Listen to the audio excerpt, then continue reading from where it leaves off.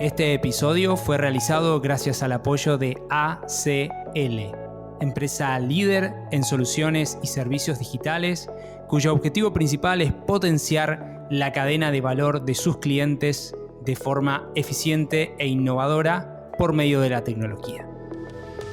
Para más información, te invito a ingresar en www.aclti.com.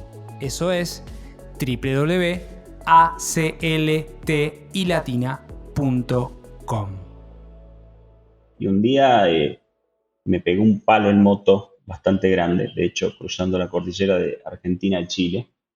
Y llegué a dudar qué me iba a pasar ahí. Primero pensé que me podía morir, después pensé que me podían cortar la pierna, una serie de cosas. Y mientras me trasladaban al hospital para operarme, esa pregunta resonaba en mí todo el tiempo. Resonaba en mí cuáles son los 2 días más importantes de tu vida. Y después de eso charlé con mi abuelo al respecto y le decía sobre esto. Me dijo, el primer día más importante de tu vida es cuando nacés, que empieza tu vida y tenés todo para descubrir. Y el segundo día más importante de tu vida es cuando descubrís tu propósito. Esto es Conversaciones con Impacto, el podcast de Impact Latam. Soy Dani Tricarico, tu anfitrión, y te invito a acompañarme en esta experiencia junto a emprendedores, inversores, líderes y referentes de innovación, emprendimiento e impacto en Latinoamérica. Dale, sumate y sé parte ahora de este movimiento de impacto. Temporada 2. Buenas. Buenos días, buenas tardes, buenas noches, donde sea que estén. Bienvenidos a otro episodio de Conversaciones con Impacto. Este podcast de Impact Latam, donde entrevistamos a emprendedores, inversores, referentes de los temas de innovación, emprendimiento e impacto en Latinoamérica. En este podcast buscamos atravesar estos temas y descubrir juntos la historia de nuestros invitados, aprender de sus fuentes de inspiración, aprendizajes, errores y mucho más. Como siempre, los invito a sumarse a la comunidad de Impact Latam ingresando en www.impactlatam.co para poder acceder a información, beneficios y mucho más en la transición hacia el impacto económico, social y ambiental. También les pido que por favor nos ayuden a expandir el mensaje y nos ayudes con una breve reseña y calificación en cada una de las plataformas donde escuches este podcast. Así que muy bien, el día de hoy es un día de las grandes ligas. Si a mí me preguntan quién es mi referente y yo te digo Facundo Garretón. Facundo es un gran tipo, por sobre todo es emprendedor, inversor, ha sido diputado, generador de ONGs, cofundador de Invertir Online, chairman de Young Brains Organization, YPO, primer presidente obviamente y cofundador de la Asociación de Emprendedores de Argentina, con quien tuve el privilegio de compartir, director de Social Lab, Sistema B, Fundación Impulso Norte, Emprendedor Endeavor, Young Global Leader, Yale World Fellow, cofundador de EO Entrepreneurs Organization, CEO de TerraFloss, chairman de Blueberries Medical Corp y además inversor de empresas champions como lo es Pachama Biosecurity, The Knot Company, Untech Bio, Sensei Node. Estudió en Berkeley, Stanford, Chicago, University of Chicago, Harvard y mucho más. Facu, es enorme esto. Bienvenido, querido Facundo Garretón, a Conversaciones con Impacto. Gracias por sumarte. Muchas gracias, Dani. La verdad que un gusto estar acá con vos. Me llama la atención que sea un referente tuyo, de alguien. No quiero ser eso. Pero bueno, gracias por eso. Y cuando escucho así el currículum suena mucho. La verdad que no es para tanto. Simplemente soy un tucumano con ganas. Con ganas de hacer, muchas Exacto. ganas de hacer. Quiero arrancar mientras preparaba esta charla y tengo varias cosas anotadas, ¿no? Los 2 días más importantes de tu vida son cuando nacés y cuando descubrís tu propósito. ¿Qué tenés para decir de esa frase? Esa es una frase que me decía mi abuelo cuando era chico y que siempre me llamó la atención y siempre encontraba cosas comunes para comentar, digamos, como cosas importantes, hasta Ujú. que fui creciendo, fui tomando noción de a qué se refería, y un día me pegué un palo en moto bastante grande, de hecho, cruzando la cordillera de Argentina a Chile, y, y llegué a dudar qué me iba a pasar ahí. Primero pensé que me podía morir, después pensé que me podían cortar la pierna, una serie de cosas, y mientras iba, me trasladaban al hospital para operarme. Esa pregunta resonaba en mí todo el tiempo. Resonaba en mí cuáles son los 2 días más importantes de tu vida. Y, y después de- de eso charlé con mi abuelo al respecto y le decía sobre esto. Me dijo, el primer día más importante de tu vida es cuando naces, empieza tu vida y tenés todo para descubrir. Y el segundo día más importante de tu vida es cuando descubrís tu propósito. Entonces esa frase siempre me resonó, y cuando tuve el accidente, el gran tema era ese, cuál era mi propósito en la vida, ¿no? ¿Para qué hacía lo que hacía? Con el tiempo aprendí y después descubrí que esa frase que me decía mi abuelo no era de él, yo pensé que era de él, sino que se la adjudican a varios, entre ellos Mark Twain también. Pero Ujú. va por ahí, digamos, es la importancia de descubrir el propósito que uno tiene en la vida. Tremendo. Y no sabía esto del accidente. Me abrís un montón de puertas. Gracias por sorprenderme. ¿Eso de qué año fue? ¿Qué año fue el accidente? Ese palo me lo pegué, ese accidente lo tuve, debe haber sido 2011, Ajá. 2011, 2012, por ahí. Eh, Ujú. Era un viaje que yo recorrí en moto casi toda América Latina, en distintos viajes, y ese viaje venía con mucho estrés, venía con muchos quilombos laborales, y estuve a punto de bajarme 2 veces. Antes de salir casi pierdo el vuelo. Cuando llegué me dejaron subir al vuelo, pero no dejaron despachar el equipaje. Otro amigo me tuvo que Mm. llevar después las botas y los equipos para andar. O sea, venía con mucha cosa ahí, ¿no? Y son los momentos donde el destino te va previniendo de cosas, ¿no? Era como un viaje que no tenía que hacer y forcé para ir como sea ese viaje, y terminé así, con un palo, ¿no? Después tomás Claro, conciencia ya de venía todo eso. raro. Sí, venía raro, sí. Pero finalmente todo bien, digamos. Sí, todo bien, por O sea, suerte, sí, no pasó mayor. Estuve en una operación, ajá. me operaron, salvé toda Bien. la pierna, todo Ah, perfecto. Me recuperé al relativamente poco tiempo. Obviamente no quedó igual la pierna en cuanto a ya no corro 10 kilómetros, pero mm, después está mm. perfecto todo. ¿Y qué pasó inmediatamente después de eso? Dijiste, ok, ¿hacia dónde tomaste alguna decisión que cambió algo? ¿Fuiste más consciente de alguna cosa? Sí, sí, en ese momento yo tengo, en la vida tengo como ciclos que van entre los 5 y 7 años, y generalmente esos ciclos siempre fueron hasta ese momento muy vinculados a motivaciones muy extrínsecas, ¿no? Es decir, tener una empresa más grande, estar en más países, ganar más guita, ganar más dinero, escalar de otra forma, más gente trabajando, una serie de cosas que con el tiempo te das cuenta que no son tan valiosas. Eh, y desde ese momento, cuando tuve esa situación, me empecé a replantear, digamos, de alguna u otra forma, cuáles eran mis motivaciones más intrínsecas y no las extrínsecas, ¿no? Y entonces eso lo relaciono justamente a esto del propósito y cómo empezar a buscar el propósito de uno. Y el propósito no está vinculado a las motivaciones extrínsecas, sino mucho más a las intrínsecas. Y para descubrir esas motivaciones intrínsecas uno tiene que saber qué es lo que realmente desea, lo que realmente quiere, y muchas de esas cosas están vinculadas, en mi caso, a, a cosas que necesita el mundo, ¿no?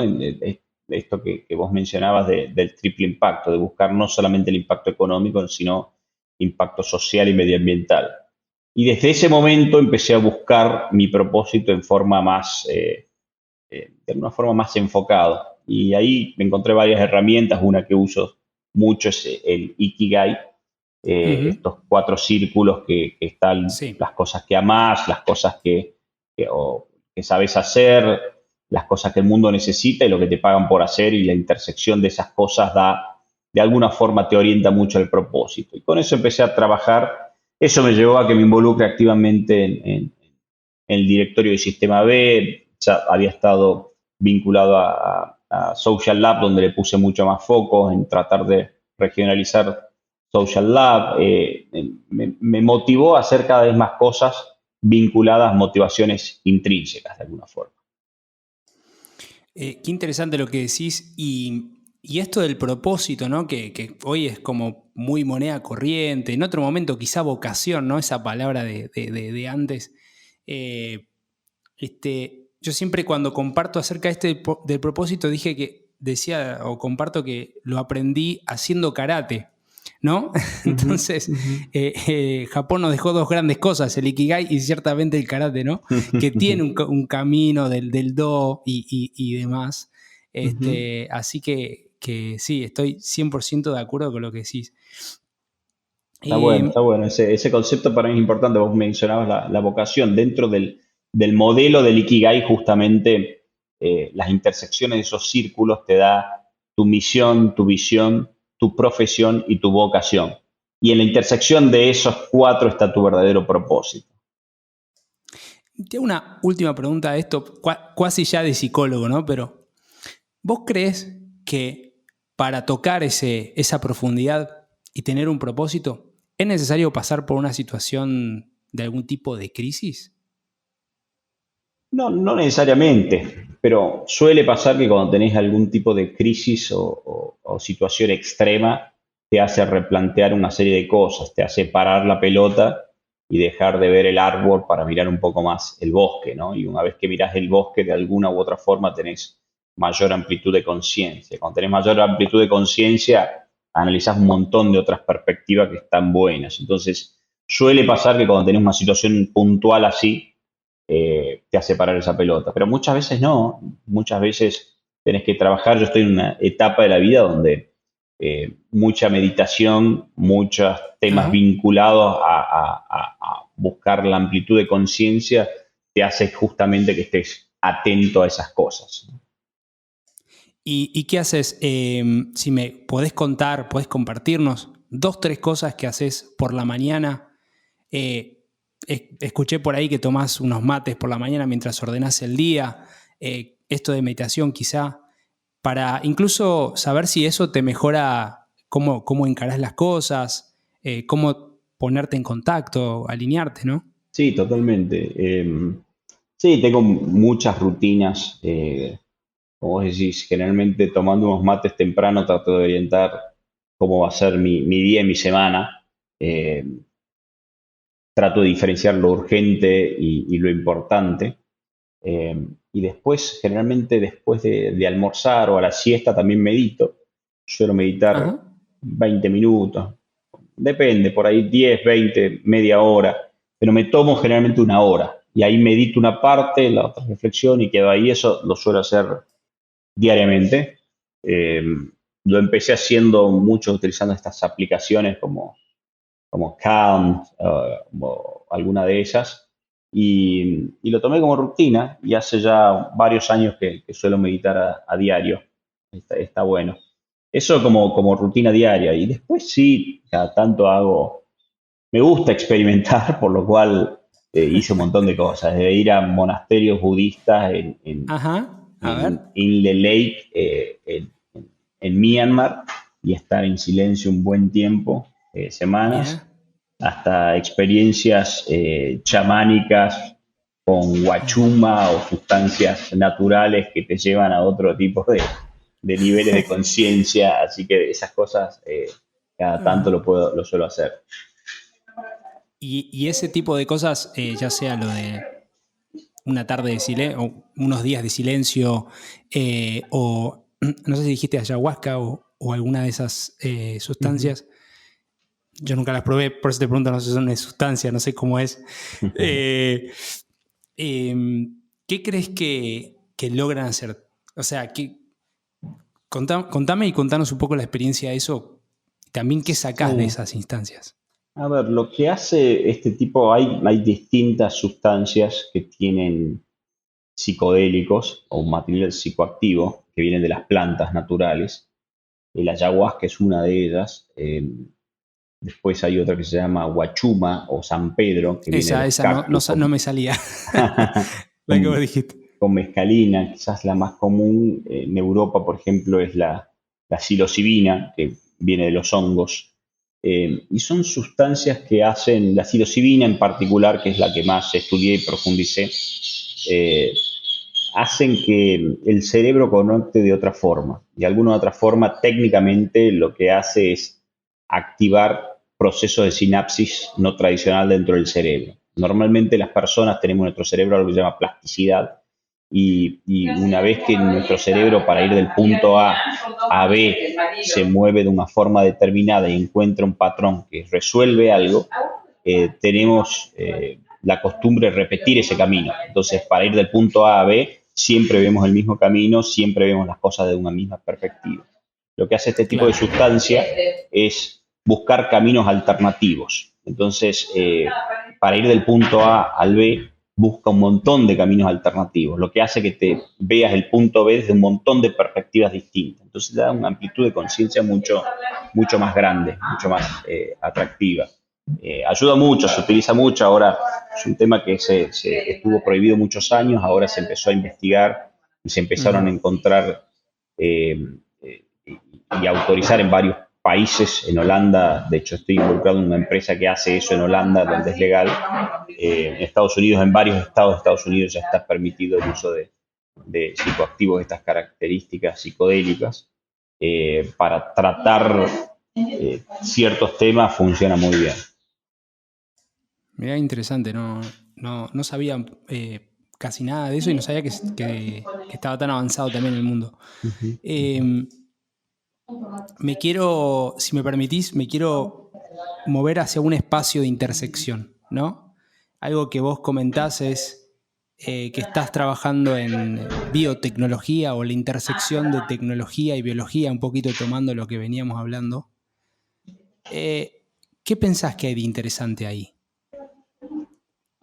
Ya, creo que ahí va a haber un cambio significativo en los próximos años. Yo creo que, y ahí es donde me estoy enfocando, en la intersección de la tecnología y la naturaleza, o la biología, como decías vos, principalmente en la producción de ingredientes activos. Los ingredientes activos básicamente son las sustancias, las moléculas que tienen las plantas adentro.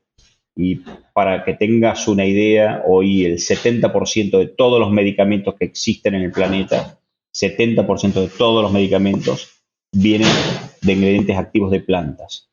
Y solamente el 6% de las plantas han sido investigadas. Por lo cual hay un mundo gigante por descubrir en las plantas, que son organismos naturales que vienen evolucionando hace millones de años y es una fábrica de moléculas súper sofisticada que viene evolucionando en forma natural. Lo que está pasando ahora con la inteligencia artificial, principalmente la capacidad de procesamiento, los nuevos algoritmos y todo eso, está haciendo que se pueda procesar esa información de otra forma y se pueda manipular esa biología para acelerar su proceso evolutivo. Esto es un cambio de paradigma en varios aspectos, ¿no? En el sentido de que aparecen conceptos como biología sintética, agricultura celular o inteligencia artificial haciendo medicamentos programables para las personas, para la personalización, para encontrar la cura de alguna u otra forma, un montón de otros problemas. Yo creo que ahí se viene algo realmente importante, y creo que todavía no somos conscientes de lo que puede representar ese cambio. Y esto, biotecnología, si tuviésemos que englobarlo en un lugar, ¿es eso? ¿O cómo se le dice? Es una combinación. La biotecnología está muy enfocado a la manipulación, utilizando ciertas tecnologías, la manipulación biológica. Es un poquito, dentro de la biotecnología tenés como varios ámbitos y varios segmentos, pero se podría decir que sí, que está vinculado. Lo que pasa es que es como que hay ciertas cosas, es como me digan, no sé, la inteligencia artificial está vinculado a lo que se conoce como computación, y sí, como que está bajo, digamos, ¿no? Entonces, pero es algo que como pasó con la informática o con la computación, que hay mundos apartes que fueron evolucionando, con esto está pasando lo mismo, apareciendo nuevos conceptos. Esto principalmente es por un descubrimiento que hubo hace relativamente poco, que es la tecnología CRISPR, que permite la manipulación genética, y este tipo de tecnologías con datos hace que la biología pueda ser programable. Entonces deja de ser un proceso evolutivo natural como se conocía, sino que utilizando tecnología podés programar moléculas o plantas o animales para hacer algo totalmente distinto. Uh-huh. En su momento, en la universidad estaba este debate de la edición genética que hacían en China con CRISPR, ¿no? De bebés. No sé si lo has visto. Y se generaba un debate de si era evolutivo o no evolutivo. Y bueno, y todo esto que naturalmente cuando hackeas ya digamos, lo material, lo humano, empieza a tener diferentes sabores, ¿no? Sí, sí, hay todo un capítulo de bioética justamente vinculado a eso, porque, a ver, si vos sabés que podés tener un hijo que va a tener problemas y podés manipular la genética para que tu hijo no tenga ese problema, creo que todos estamos de acuerdo que está bien eso. Después podés hacer que en ciertas personas, no sé, tenés un hijo y tenés la capacidad o la herramienta para decir, ok, quiero que mi hijo tenga, no sé, ojos claros o sea rubio. Y también podés aceptar ese tipo de cosas. Ahora bien, si ya empezás a decir, quiero que tenga características para que tenga un coeficiente intelectual más alto, sea más empático de tal forma, que tenga tal tamaño, bueno, ya empieza a ser cuestionable. ¿Por qué? Porque por varios factores, más allá de la bioética, hay temas más complejos que pueden estar relacionados. ¿Quiénes tienen acceso a esa tecnología? ¿Y cómo lo construís? ¿Quiénes manejan ese conocimiento? ¿Quiénes? Bueno, todo eso es un mundo aparte de altas discusiones. Totalmente. Estamos hablando con Facundo Garretón, emprendedor serial, gran referente de estos temas en Latinoamérica. Facu, me quiero mover un poco a lo que estás haciendo hoy, desde tu rol en Blueberries, en Terrafloss. Contanos un poquito acerca de este mundo del cannabis. ¿Qué está pasando en Uruguay? ¿Qué está pasando en Latinoamérica con esto? ¿Hacia dónde va la cosa? Dale, a ver, todo esto empezó en el 2017, yo estaba en el Congreso y me tocó regular la industria del cannabis, viendo regulación comparable, legislación comparable, empecé a estudiar más sobre la planta, descubrí el mundo del cannabis como algo realmente grande. Ahí empecé a hacer mis primeros approach, mis primeras inversiones en este mundo del cannabis, y a descubrir mucho sobre no solamente esta planta, sino las plantas en general, cómo se producía, los distintos métodos de producción, de dónde salían las genéticas, cómo se manipulaba genéticamente una semilla para hacer un determinado tipo de planta que tenga mayor contenido de THC, CBD o alguno de los cientos de cannabinoides que tiene la planta de cannabis para hacer algún tipo de medicina, entender toda la cadena de valor productivo, desde la genética para hacer semillas, el proceso productivo para hacer crecer una planta, el proceso de cosecha, el proceso después de producción base de lo que es después de la cosecha, el trimado, el secado, hasta que eso va a una planta industrial de extracción de cannabinoides con tecnología CO2 supercrítico, hasta una vez que haces escalar esos cannabinoides, vas a manufactura para convertir eso en una píldora, en un aceite, en un parche, en una gota, en un caramelo, y después la comercialización de todo eso. Cuando entendés toda la cadena de este mundo de las plantas, dije, esto podemos hacer otras plantas también, no solamente cannabis, y ahí empezamos a producir otro tipo de ingredientes activos de plantas. Cannabis es uno de ellos, pero estamos haciendo varios. Quizás el más popular es cannabis, pero estamos haciendo varios. Y después empezás a entender cómo se produce eso. El proceso, como decía antes, natural, haces una semilla, la plantás, una vez que crece esa planta, después sale una flor, después se cosecha esa flor, después va. Digo, pará, si hay formas alternativas que vienen creciendo para producir eso, ahí invertimos en 2 empresas con Terrafloss. Una se llama Calis Bio, que hace algo que se llama Cellular Agriculture, es decir, en vez de hacer toda la planta, agarra un pedacito de la planta, una hoja, la mete en un sustrato especial, se arma algo que se llama callogénesis, un callito, donde ahí está concentrado todos los ingredientes activos. Eso va a un bioreactor, donde después se extrae el ingrediente activo y nunca tuviste la planta, sino que salió de otra planta, de una clonación de esa planta, ¿no? Y sale todo el ingrediente activo, sale de ahí.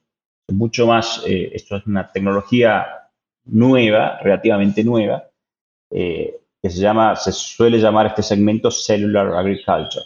Pero después hay algo más complejo, que es sintéticamente cómo hacer uno de esos cannabinoides. Si yo quiero hacer solamente el cannabinoide psicoactivo, el THC, por ejemplo, puedo agarrar un microorganismo no tradicional como una levadura, le meto ahí el material biológico, después con tecnología como CRISPR, modifico ese material biológico para convertir eso en un CBD y después en un THC, y produzco THC en forma sintética. O sea, ni siquiera hubo nada, no hubo una planta ni siquiera, directamente a nivel genético manipulo todo eso. Entonces, exacto. Entonces, con Terrafloss estamos trabajando ahí, en esa intersección de este tipo de tecnologías con la naturaleza y aplicando cada vez más. Ahora estamos, con una de las empresas que estamos involucrados, estamos utilizando inteligencia artificial para hacer productos de bienestar o medicamentos en base a plantas. Entonces, lo que hace el algoritmo básicamente es detectar un grupo de plantas, que puede ser hasta 30 plantas distintas de las cientos de miles que hay, para sacar los ingredientes activos y hacer un producto que esté orientado a, no sé, darte energía o darte concentración, sí, o darte relajación o para dormir, todo en base a productos naturales diseñados con inteligencia artificial, ¿no? Hacia eso es donde estamos yendo. Es un paralelismo probablemente muy simplista, pero es un notco de, digamos, de los fármacos. Sí.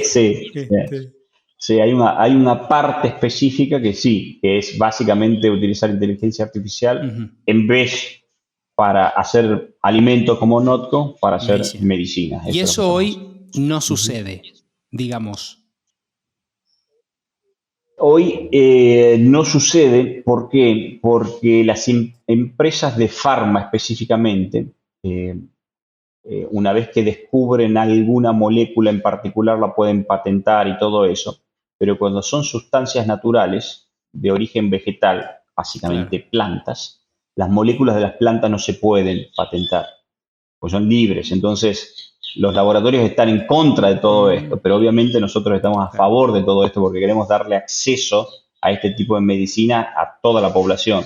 Y para eso lo que hace el algoritmo simplemente es combinar cientos de miles de plantas para hacer un producto específico. Qué fenomenal. Me imagino también, ¿te acordás cuando está esta proliferación de las impresoras 3D, ¿no? Que de alguna manera democratizaban el acceso a que vos puedas imprimir alguna cosa y demás? Quizá en algún futuro puede haber alguna máquina que con insumo que les puedan comprar a ustedes o con su algoritmo puedan incluso fabricar, ¿no? Me imagino. B2C, Totalmente, sí. Sí, en algún momento va a haber algo así donde uno venda los cartuchos los cartuchos con, sí, claro, con ingredientes activos y te vendo 30 y en función de tu ADN, tu análisis de sangre, una serie de cosas, te va a hacer tu medicina personalizada. Qué fenomenal. No ir más, ¿no? ¿Te imaginas? Es como la promesa de no ir más a la farmacia, ¿no? Como todos esos monopolios. Claro, por eso veo que no les gusta. Sí, totalmente. Que hoy, claro, no les gusta la empresa de farma, que hoy no tiene sentido. A ver, no tiene... te dan, no sé, un ibuprofeno de tantos miligramos a mi mujer que pesa 50 kilos, a mí que peso 80 y todos no reaccionamos igual, todos somos distintos. Entonces, eso va a depender de una combinación por un lado, de ingredientes activos, en este caso planta, y después de cada uno, de la persona, de su material genético, todo su bioma, toda esa parte interna de cada una de las personas, ¿no? Y eso, todo esto lo están haciendo todo este esfuerzo desde Terrafloss o Blueberries. Sí, no, desde Terrafloss, desde Terrafloss. Terrafloss también, eso, replanteamos la típica empresa. La Ajá. típica empresa es piramidal y verticalista, donde hay una empresa Sí. holding y después abajo tiene distintas subsidiarias y esos modelos cada vez que están quedando más obsoletos. Ya tiene 100 años. El organigrama típico lo inventó IBM hace más de Ajá. 100 años, Sí, sí. 102 años, y muy verticalista. Y hay el conocimiento, es decir, los chicos jóvenes que tienen mucho conocimiento ya no quieren entrar a las grandes corporaciones para desarrollarse ahí. Ujú. Quieren entrar a startups o armar sus propias startups para cambiar el mundo. Entonces, con ese concepto dijimos, bueno, en vez de hacer la típica corporación de tales características, veamos cuáles son las startups que ya están tratando de cambiar el mundo y nos asociemos. Entonces, desde ese punto de vista, lo que hacemos es armar como una red de equipo, un network of team, una red de equipos, donde cada equipo es una empresa y cada empresa se enfoca en un eslabón de la cadena de valor productivo, generando sinergia con otra empresa Ujú. vinculada. Ujú. Entonces, estos eslabones de la cadena de valor productivo que yo mencionaba al comienzo, lo hacemos con un grupo de empresas. Hoy son 7 empresas que tienen características específicas que se unen para un fin común. Es como una cooperativa Sí. o una organización autónoma descentralizada de estas características. Por lo cual estamos innovando también ahí en el modelo de ¿Y ustedes empresa. se asocian o obtienen participación de esas empresas? Sí, nosotros nos asociamos, primero Ah, invertimos en directamente. las Ok. empresas, ¿no? O sea, Ok. tomamos, claro, directamente invertimos, ayudamos a validar el modelo, ayudamos a crecer cada una de estas empresas. Estas empresas tienen su autonomía en el sentido de que pueden vender o producir para terceros, no necesariamente para las empresas del grupo, pero sí tienen reglas entre ellas. Sí tienen ciertas reglas como prioridades a la hora de vender, de comprar y todo eso. Siempre se trata de generar sinergia con empresas del grupo. Y desde ese punto de vista, Terrafloss tiene participación de todas las empresas estas, pero a su vez los founders de esas Sí. empresas, varias de ellas, yo también soy Mira. founder, eh, tienen participación de Ah, ok. Terrafloss. Ok. Entonces es como que están cruzadas las Mm, facciones. interesante. Termina siendo como una también cuasi aceleradora, incubadora, fondo, pero que después, sí, tipo cooperativa. Interesante. Exacto. Sí, sí, algunos te dicen, pará, pero esto es como un fondo. No, no somos un fondo porque no Claro, invertimos en claro. cientos de empresas, no, invertimos en empresas que somos socios con esas empresas donde somos activamente y no nos interesa tener un 1%, 5%, 10%, sino que nos asociemos en serio, que seamos parte del mismo network of teams. Entonces, va por ese lado el armado de la empresa. Pero como vos decís, también es una especie de company Claro. builder porque estamos, cuando no hay algo que necesitamos, ok, armemos algo así y Claro. buscamos a lo mejor, armamos una empresa de cero. Pero también ya estaba armada la empresa y venía funcionando, entonces sí la aceleramos. O era una empresa que ya tenía varios años, incluso cotizaba, como era Blueberry, entonces directamente tomamos control de la empresa, aunque, o control en Sí, el sentido del directorio, aunque la empresa sea pública y no tengamos ni el tremendo. 51%. Tenés todos los modelos que, que escuchás ahí, el M&A, ¿no? Como la compra, la inversión, la aceleración, que me imagino que tuviste, es una asociación mía, ¿no? Tuviste que hacer esto porque, claro, no hay nada de base. En esta, de armar la plataforma es Exacto, como, che, veamos qué hay y armémoslo en esta base. totalmente. Y con un espíritu muy Claro, colaborativo. Termina siendo como una vieja claro. cooperativa, de alguna u otra forma, es como una vieja cooperativa adaptada a contextos actuales Sabes totalmente que el tema de distintos. las cooperativas veo que está volviendo ahora en un formato 2.0 con un poco más de fuerza, ¿no? Que quedó quizá en Argentina hay más de 15.000 cooperativas, alguna vez escuché ese dato. Y es como que quedó un poco vetusto, ¿no? Un poco el modelo y demás. Ujú, ujú. Facu, me quiero meter en dos instancias más de tu vida. Que no son quizá la actualidad, pero sí me parece importante para compartir. Una es en tu paso, obviamente, como como emprendedor en la política, como miembro del Congreso, como exdiputado, ¿no? Que acompañaste varias leyes, la ley de emprendedores, la ley de economía de conocimiento, la ley de BIC, ¿no? Que es la de Sistema B y demás. ¿Vos crees que hay algún espacio para transformar o innovar en términos de la representatividad pública, de lo que es a nivel Estado, de la política? ¿Hay posibilidad de evolucionar ahí? A ver, sí, obviamente. El tema es que es súper complejo, pero sí tiene que evolucionar porque hoy la democracia está fallando desde el punto de vista que las personas no se sienten representadas por sus representantes, ¿no? Cuando tenés ese quilombo, quiere decir que tenés un problema que no es menor. Entonces, ver alternativas a eso es súper complejo. Hay como varias hipótesis dando vueltas de cuál puede ser un modelo mucho más colaborativo, mucho más de red.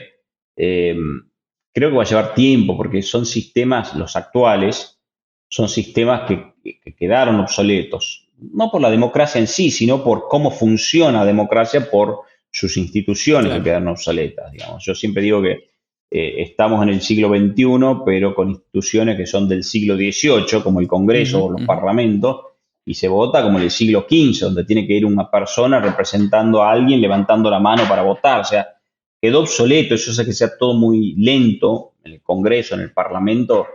Le preguntás a cualquier persona normal qué opina de eso y te dice, no, no creo en eso, no creo en los que están ahí, todos son mentirosos, todos hablan. Y sí, quedó obsoleto ese sistema. Entonces hay que plantear modelos alternativos. Hay algunos que me llaman la atención. Hay un autor, no me acuerdo cómo se llama el autor, pero que habla de network state, cómo armar países Ajá. como redes, ¿no? Entonces, cómo se tienen que tomar decisiones. Creo mucho más en mecanismos de, de democracia directa, donde la gente pueda participar activamente en estos procesos. Me parece que ahí hay una oportunidad de mejora que es muy grande, pero es súper complejo, porque ya están las viejas instituciones, de alguna forma tomaron como, o fueron creadas para que eso no cambie. Entonces, cambiarlo va a ser muy difícil. Y ya para ir cerrando, ¿qué tiene Uruguay de interesante? ¿Qué está pasando en Uruguay para que vos lo elijas? ¿No? Contanos un poquito aquí. Hay audiencia de todos lugares, de Colombia, de Chile, de Perú. Incluso estuvimos con Amalia Quirichi de la ANDE, la Agencia Nacional de Desarrollo Emprendedor del Uruguay. ¿Qué está pasando en Uruguay que quizá no estamos viendo del todo? No, Uruguay tiene la gran ventaja de ser un país previsible, ¿no? Esto porque tiene instituciones muy fuertes, muy sólidas, que puede cambiar el gobierno de izquierda a derecha, pero esas instituciones no permiten que cambie el modelo. Y desde ese punto de vista es un modelo que viene fomentando el crecimiento, que viene, hoy por hoy Uruguay es el país que tiene el PBI per cápita más alto de Ah, América mira. Latina, más que Chile, más que Argentina, más que Brasil, Claro, por más la que... población. eh, Sí, eso es un segundo beneficio para mí, que es un país chico. Entonces está un país de menos de 3 millones de habitantes donde eh, es, es- es- es- es manejable, es bastante manejable desde el punto de vista que no hay situaciones complejas, un país que tiene pobreza baja comparativamente con el resto de América Latina. Por otro lado, un país que está comprometido al desarrollo, ¿no? Entonces, todo el tiempo tratando de atraer capital con una mentalidad dinámica, con el espíritu emprendedor, generando beneficios de todo tipo, que van desde beneficios impositivos hasta beneficios para la exportación e importación. Tenés un montón de cosas súper interesantes que se están dando y que justamente por eso también son miles, literalmente. El año pasado, en los últimos años, entraron más de 50.000 Wow. personas a Uruguay, provenientes principalmente de Argentina, pero también de Chile, también de Colombia, también de Perú, también vinculado a los quilombos que son estos Sí. países, ¿no? El Estamos barrio viendo está que el resto de complicado. América Latina está, exacto, está todo Sí. muy complicado, hay poca previsibilidad, y Uruguay ahí Eh, es un eh. oasis en cuanto a la democracia, en cuanto al respeto a las instituciones, en cuanto a la previsibilidad, que sabés para dónde vas y que no te van a cambiar las reglas del juego. Entonces eso está muy bueno de Uruguay.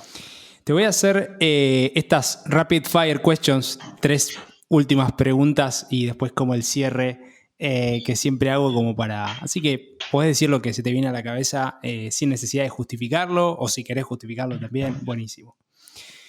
Si tuvieses que regalar un libro, una serie, una película a otra persona, ¿cuál sería? Buena pregunta. Si es un libro, depende de la edad de la otra persona, pero si tengo que elegir de los últimos libros, los de Yuval Harari me parecen espectacular. Tanto Sapiens como Homo Deus me parecen espectacular. Uno para entender de dónde venimos y el otro para entender hacia dónde vamos. Creo que son claves, como de los libros nuevos me parece lo más relevante. Qué crack Harari, la verdad que el número 1. Si tuvieras que darte un consejo a vos mismo cuando tenías 15 años, ¿cuál sería?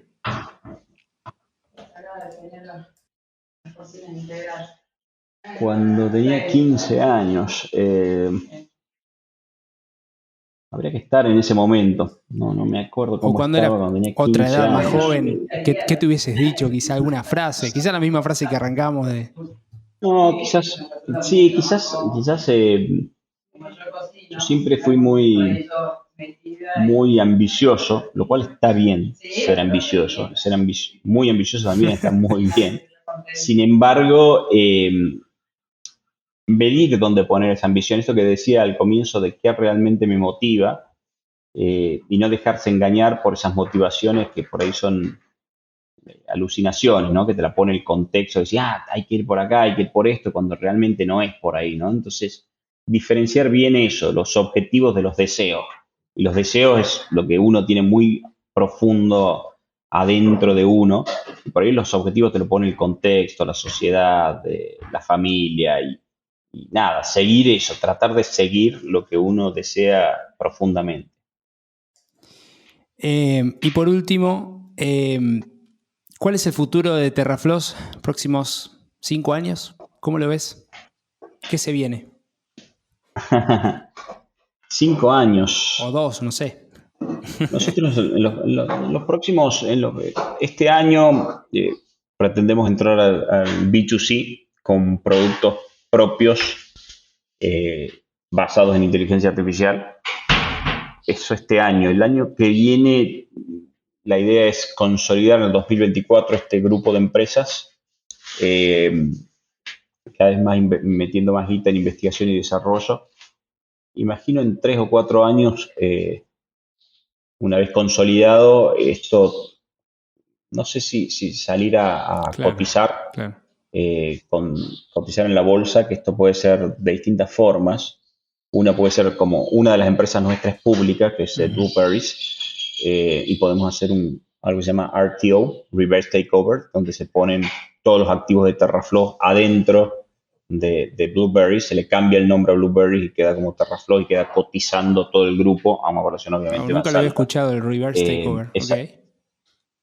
Sí, RTO es un producto que se suele hacer mucho en Canadá sobre todo, así que puede ser esa una opción. La otra opción es a través de un Sí, SPAC. el SPAC. O sea, los SPAC levantan dinero, salen a cotizar y buscan empresas de estas características para tener sustancia y crecimiento. Pero eso desde el punto de vista financiero, por decirlo, ¿no? En el fondo lo que queremos crear son productos en base a la naturaleza que generen bienestar en las personas y de alguna forma que ese proceso de creación sea sustentable, ¿no? Es decir, que esté alineado a una serie de valores e intereses. Todas estas empresas que estamos involucrados son B o están certificadas o están en proceso para eso, pero de alguna forma eso, ser una empresa muy consciente desde ese punto de vista, orientada al bienestar de las personas, pero también generando bienestar adentro de sí misma, ¿no? Fenomenal, Facu, querido. Creo que es un buen espacio para ir cerrando esta hermosa charla. Eh, ¿Algo más para que quieras compartir antes de cerrar? ¿Alguna frase, algo? No, la verdad que creo que, a ver, si tengo que decir una frase que a mí me gusta mucho, es una frase en latín que dice res non verba, que quiere decir hechos, no palabras, y yo soy mucho de eso, ¿no? Entonces, más que decir cosas es hacer, ¿no? Y eso creo que te termina de validar, no quedar en eso de muchos emprendedores se quedan en eso, en decir, en decir, en decir y les cuesta ejecutar y hacer. Así que más que decir una palabra es seguir haciendo, es por ahí. Fenomenal. Facu, para aquellos que quieran escribirte, contactarte a vos, al grupo, ¿dónde pueden ubicarte? ¿Dónde pueden escribirte? Sí, redes sociales hoy en Instagram es @fgarretón, en LinkedIn es también fgarretón y Twitter Facundo Garretón, así que por ahí me contactan de forma directa. Fenomenal. Facu, querido, te quiero agradecer, siempre aprendiendo de vos, honestamente, con mucha sinceridad lo digo. Así que también me llevé lindos aprendizajes en esta charla. Te agradezco por tu tiempo, por compartir y abrir tu corazón, tu camino, tu historia. Y bueno, no va a ser la última charla. En algún otro momento que quieran compartir alguna novedad del grupo también, este es un espacio para que lo tengan y lo tengas a mano. Genial, Dani, muchas gracias. Un gusto haberte visto. Hace tiempo no nos veíamos. Aclaro que nos Sí, estamos viendo por video, así que por la está bueno, videollamada. está bueno. Y bueno, felicitaciones nuevamente por este reconocimiento que tuviste en Chile y nada, sigamos en contacto. Cualquier cosa que necesites a tu disposición. Gracias, Facu, querido. Y quiero compartir también con la audiencia. Facundo ha sido también un gran motor, ciertamente, de cada una de estas organizaciones que yo nombré. Él estuvo metido en la Asociación de Emprendedores, ciertamente, en la ley. Así que, nada, en todas partes. Bien, muy bien. Ahí lo tuvimos a Facundo Garretón, emprendedor serial, gran referente de todos estos temas. Hablamos un poco de su historia y de mucho más. Gracias a todos y cada uno de ustedes por su tiempo, por compartir esta linda experiencia. Si te gustó este episodio, compartilo. Si no te gustó, escribinos a info@impactlatam.co para poder mejorar. Y también te invito y los invito a ser parte de la comunidad de Impact Latam ingresando en www.impactlatam.co para poder acceder a información, beneficios y mucho, mucho más. Por último, te pido que nos dejes una breve reseña y un rating en la plataforma donde estés escuchando este podcast. Así que nos escucharemos en el próximo episodio de Conversaciones con Impacto. Como siempre, donde sea que estén, buenos días, buenas tardes y buenas noches.